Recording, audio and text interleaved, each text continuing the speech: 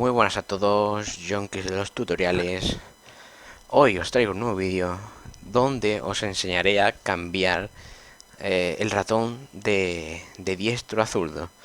Va a ser un vídeo muy cortito porque son procesos muy fáciles.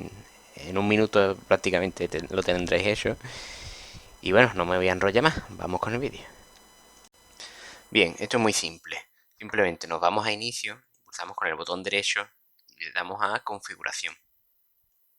Una vez dentro de esta pantalla, nos vamos a dispositivos.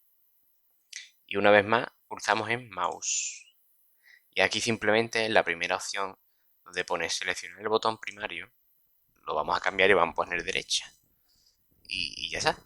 Este simplemente es el procedimiento para cambiar el ratón de derecha a izquierda. De ese modo, para los zurdos ya tendremos eh, cambiado el ratón. Aquí os voy a dejar, como siempre, los pasos a seguir. Ya sabéis, si lo pausáis si tenéis alguna duda para leerlo bien. Y nada más. En fin, como os he dicho, este iba a ser un vídeo muy cortito, era muy fácil de hacer. Y nada, si os ha servido este vídeo, dale like, suscribiros y nos vemos en el próximo vídeo. Adiós.